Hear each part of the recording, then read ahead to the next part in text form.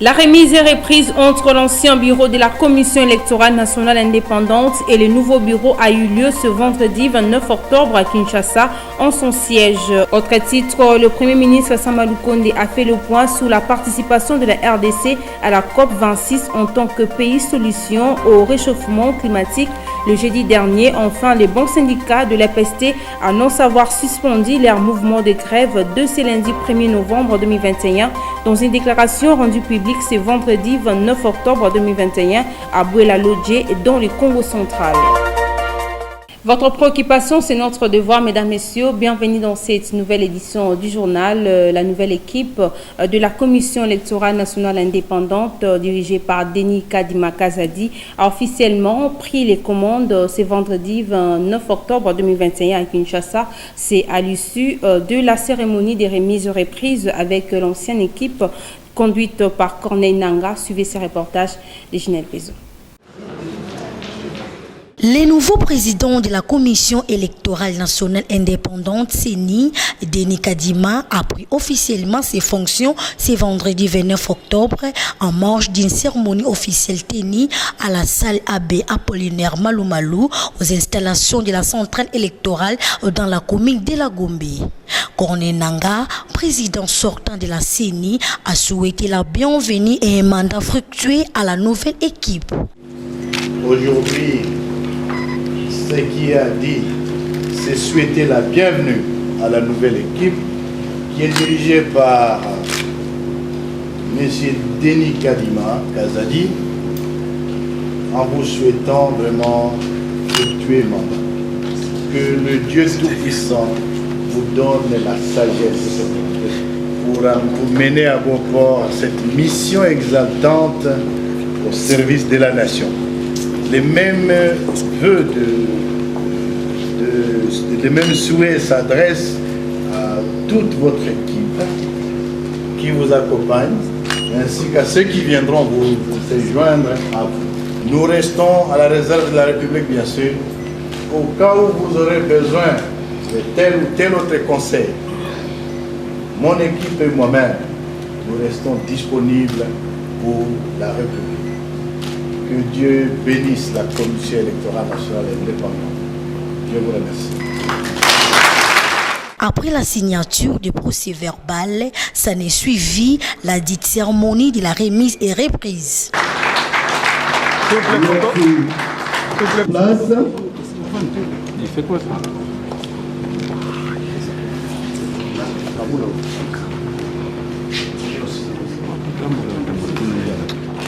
Prenant la parole, le nouveau président de la CENI, Denis Kadima, a promis aux Congolais un processus électoral crédible. Nous n'avons pas d'autre choix que de nous retrousser les manches durant les 2 ans qui viennent.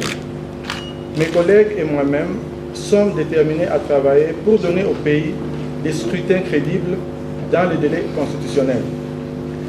Pour arriver à de telles élections, la CENI doit continuer à investir principalement dans ses ressources humaines, qui du reste constituent la pierre angulaire de cet édifice institutionnel. Au nom de la nouvelle équipe de la CENI et au mien propre, je voudrais une fois de plus, comme je l'ai fait à Béatrice Hôtel, féliciter le président Corneille Nangaa, son équipe ainsi que tout le personnel de la CENI pour le travail accompli et leur expérience et l'œuvre considérable sur lesquels nous allons bâtir.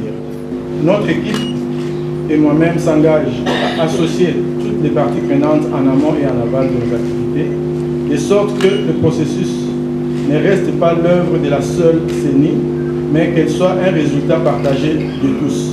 C'est sur cette note que je clôt mon propos, tout en vous remerciant de votre attention. Merci.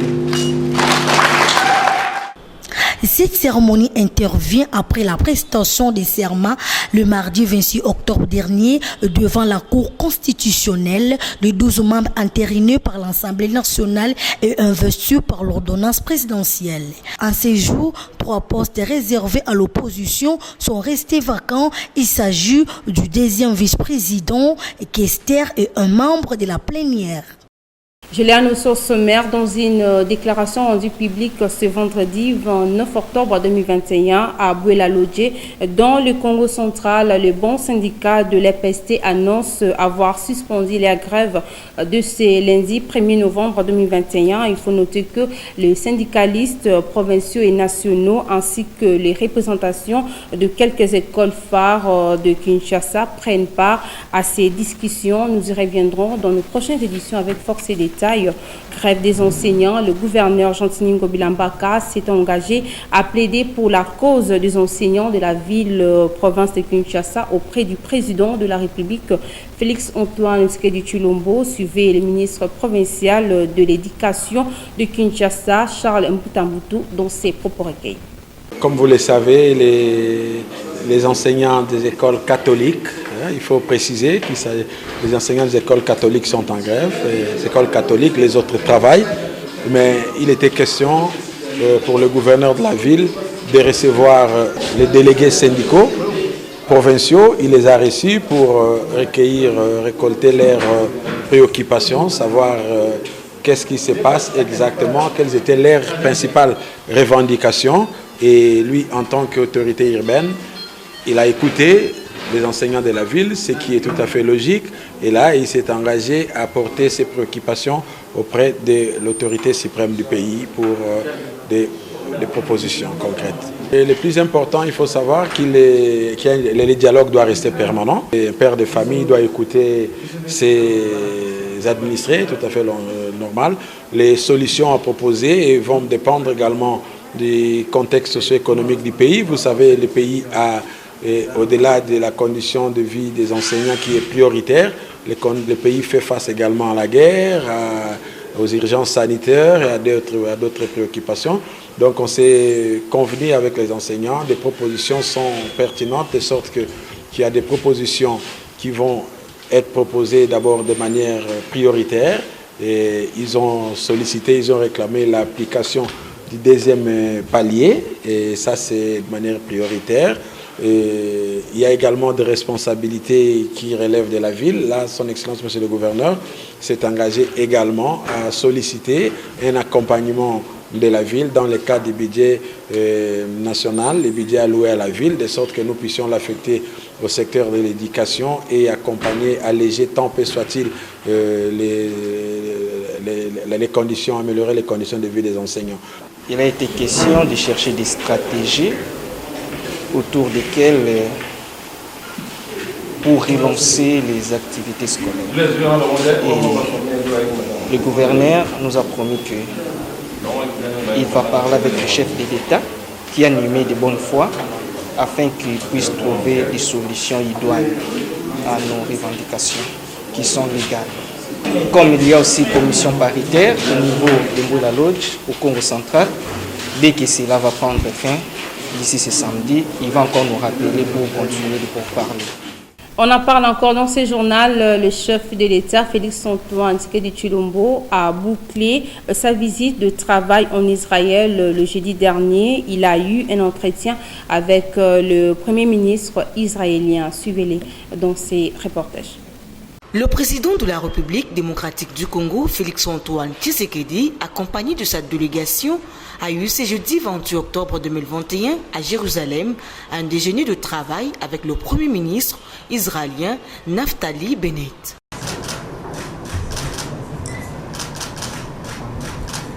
Thank you very much. Les échanges ont porté sur la coopération entre les deux pays au niveau diplomatique, politique, sécuritaire dans les secteurs de l'agriculture, des infrastructures et du numérique. La République démocratique du Congo et l'Israël ont décidé également de consolider et de renforcer leurs relations bilatérales.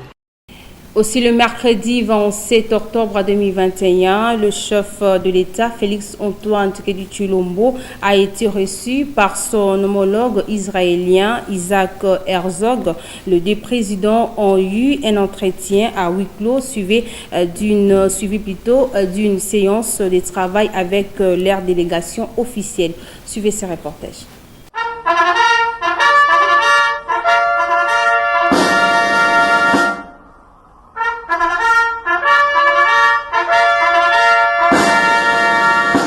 La grande rencontre a eu lieu ce mercredi 27 octobre 2021 entre le président Isaac Herzog et son homologue Félix-Antoine Tshisekedi Tshilombo au palais présidentiel israélien. Le président de la République et son épouse, la distinguée première dame Denise Nyakeru Tshisekedi, ont été accueillis par le couple présidentiel de l'État hébreu avant d'être conviés à saluer les officiels présents au palais présidentiel.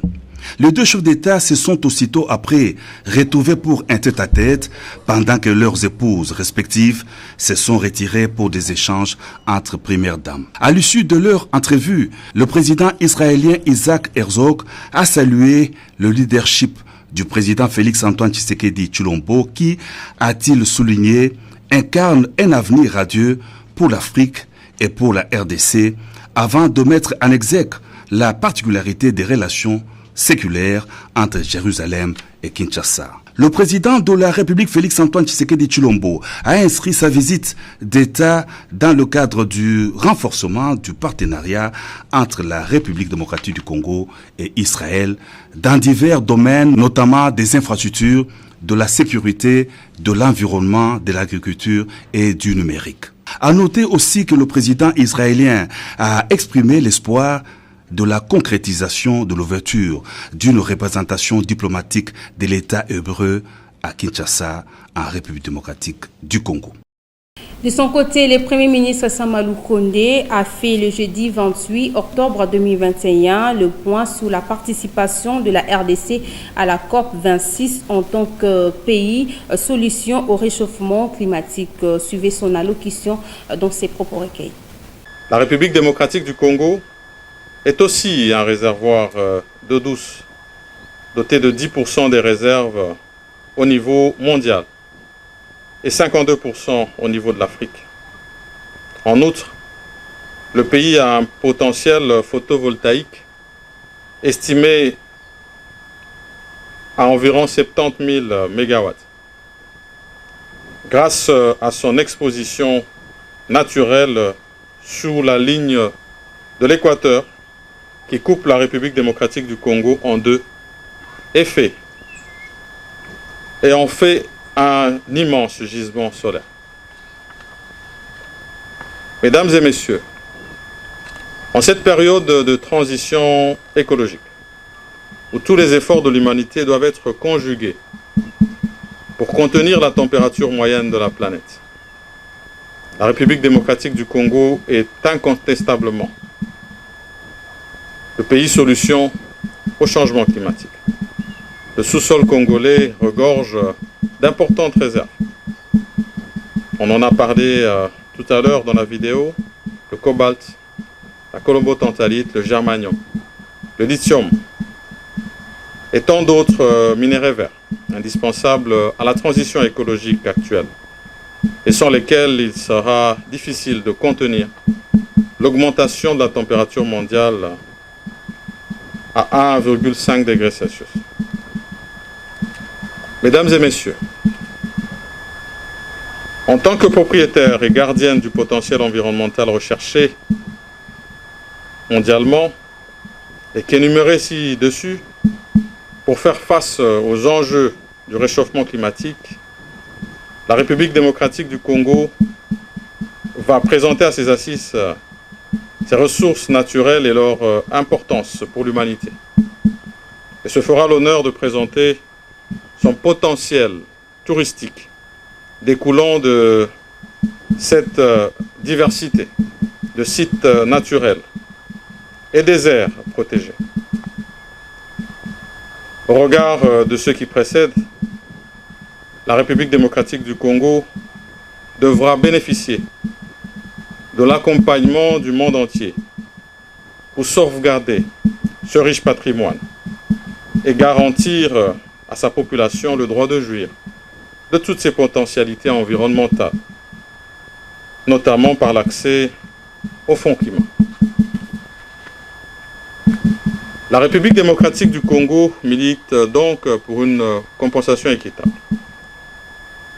Ceci est justifié par des sacrifices et abnégations que les Congolais et Congolaises sont en train de consentir pour la préservation et la gestion durable de ces ressources naturelles, revêtues dorénavant d'un intérêt planétaire.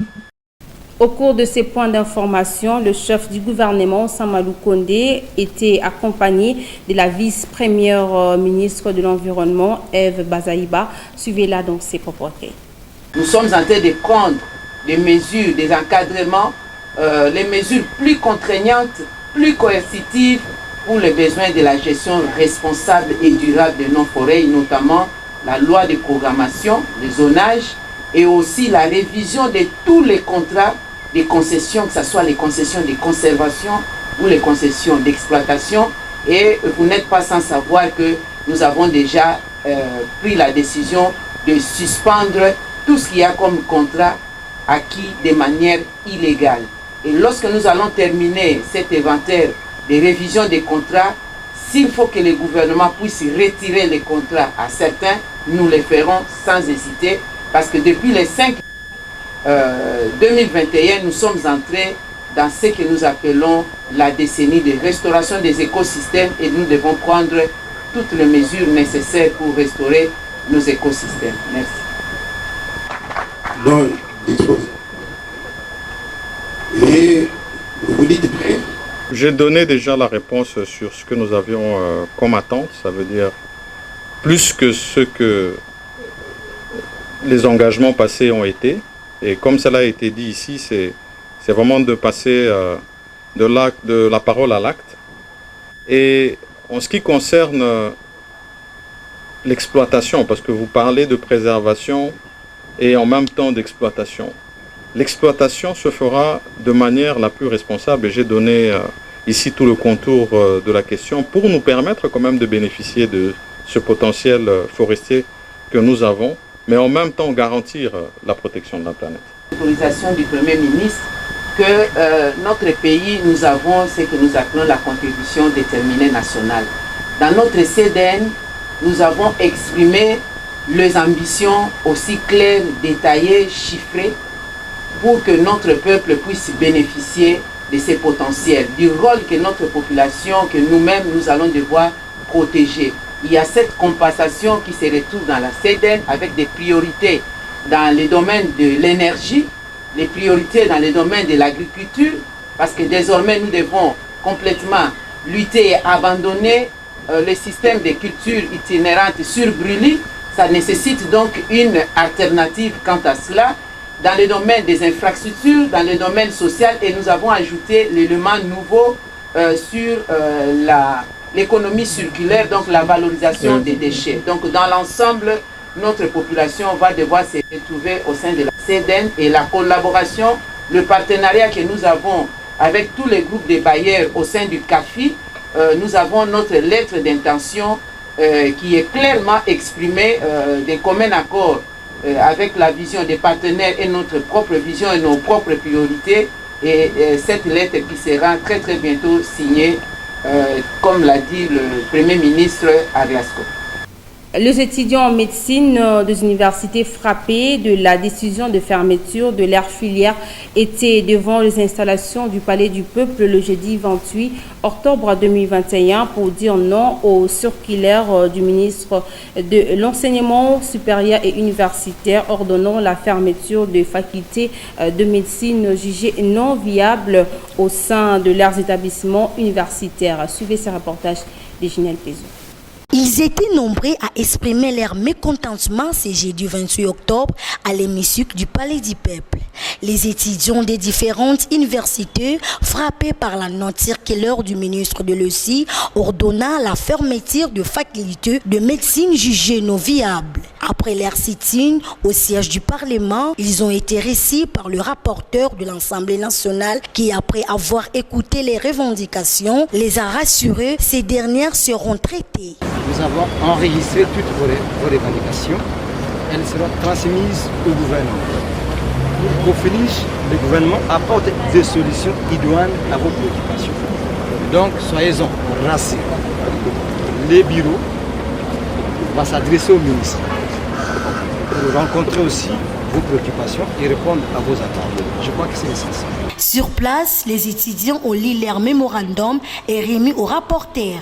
Excellence, Monsieur le Président, par cette note numéro 032 du 17 septembre 2021, le ministre de l'ESU a décidé de fermer toutes les facultés de médecine de la RDC à l'exception de 16 universités, qui est l'université de Kinshasa, l'INULU,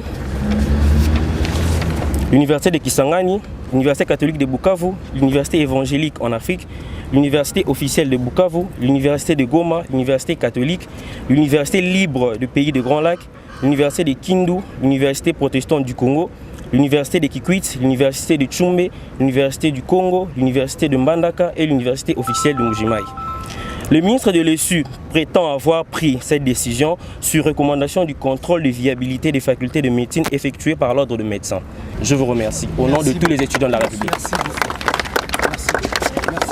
Au sortir, quelques étudiants se sont exprimés.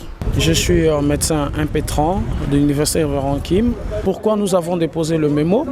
Notre mémo, c'est contre la décision prise d'une part dans le chef du ministre de l'ESU qui a exigé une fermeture immédiate de toutes les universités de la ville-province de Kinshasa et de l'intérieur, de fermer pour une éventuelle réorientation dans les 4 universités dites viables. On est aussi venu manifester notre indignation par rapport à la rapidité et l'imprécision que le ministre a dans la gestion de ces dossiers et les traumatismes qu'il sème au sein de certaines facultés, parce qu'on a pas mal de nos amis qui organisent leurs sessions. Le ministre, dans son chef, n'a pas eu un moment où il a analysé tous les faits pour pouvoir sortir cette décision. 2 universités sur toute la ville de Kinshasa peuvent-elles recevoir 6 autres universités? Elles ont quelles infrastructures? D'abord, eux-mêmes, là, localement, c'est inondé. Alors, ces milliers d'étudiants que vous allez recevoir, comment vont-ils avoir de la place? Comme vient de dire notre ami, le ministre s'est réveillé un bon matin, il juge nos universités de non viables. Si nos universités sont non viables, c'est que nos facultés de médecine sont non viables.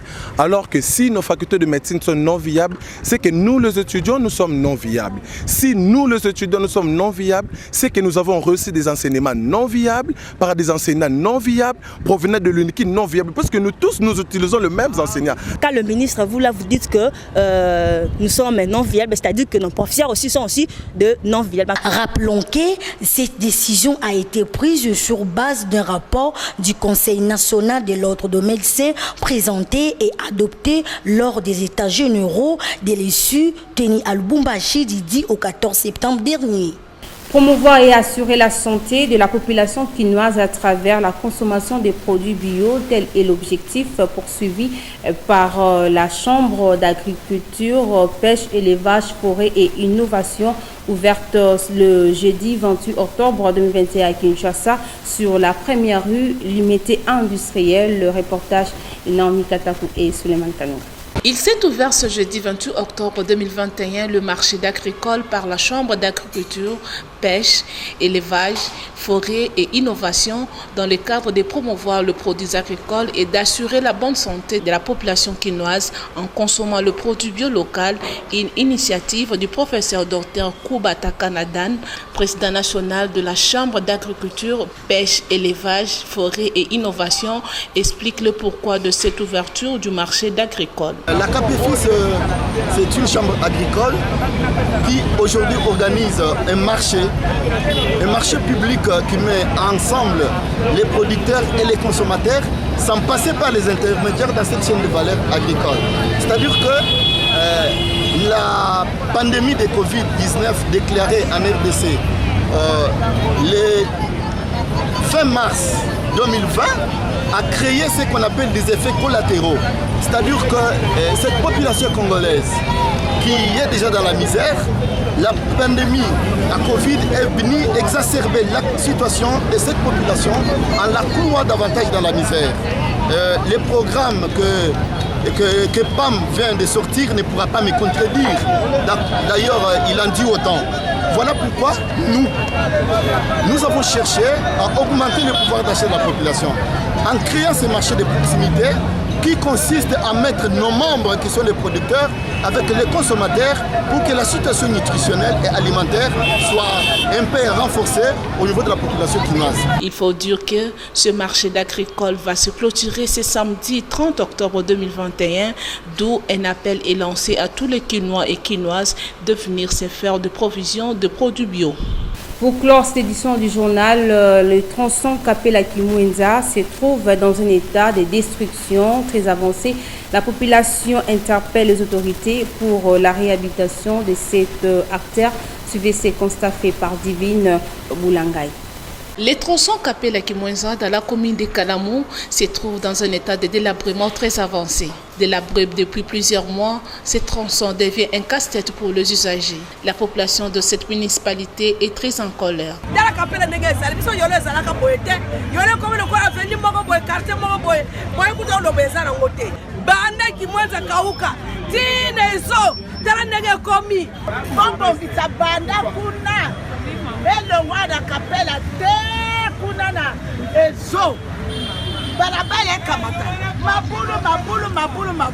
toko kende wapi binoka kotambola te bitaba mpaka boy toliaka na koteka botiko toko teka tokende wapi botala nanu ndenge kapele bebi kapela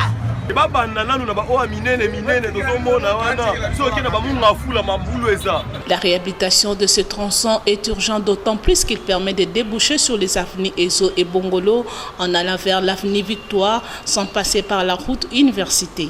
Nous sommes arrivés à la fin de cette édition du journal. À présent, je vous rappelle les principaux titres.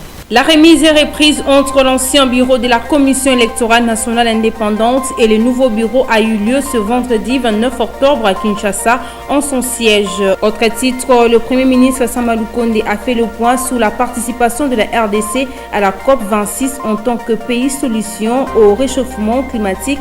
Le jeudi dernier, enfin, les bons syndicats de l'EPST annoncent avoir suspendu leur mouvement de grève de ce lundi 1er novembre 2021 dans une déclaration rendue publique ce vendredi 29 octobre 2021 à Bouela-Lodje dans le Congo central. Voilà, c'est par ici que nous mettons un point final pour cette édition du journal. Merci à Guilhem Mayamba pour la supervision technique. Prenez rendez-vous avec Dodo Kalonji demain pour la grande et nouvelle édition du journal. Au revoir.